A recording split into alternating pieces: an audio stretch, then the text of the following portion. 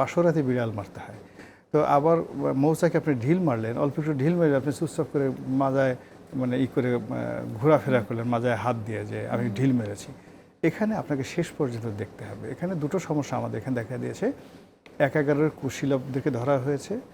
আমার মনে হয় যে এটা ফিনিশড করা উচিত।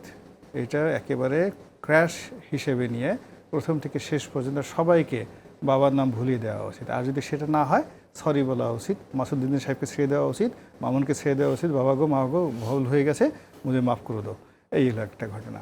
আর অন্যদিকে এই যে ডিপ স্টেট নিয়ে যে আলাপ আলোচনা হচ্ছে, এগুলো নিয়ে আলোচনা করার সুযোগই দেওয়া উচিত না। আপনি আমি আজকে আলোচনা করতেছি, এগুলো অনেকটা দুর্গন্ধ ছড়ানোর মতো। সে বরং সরকারের যারা কর্তা ব্যক্তি আছে তারা আসিফ মাহমুদ সজীব ভুঁইয়াকে যদি দেখে নিতেন, তারপরে শেষে ডিবি অফিসে ডেকে নিয়ে তাকে জিজ্ঞাসাবাদ করতেন এবং সেগুলো নিয়ে যদি তার স্বীকারোক্তি আদায় করা হতো এবং এগুলো নিয়ে আমরা যদি এগুলো নিয়ে আলোচনা করতাম তাহলে ওই চক্রান্তকারীরা ভয় পেত।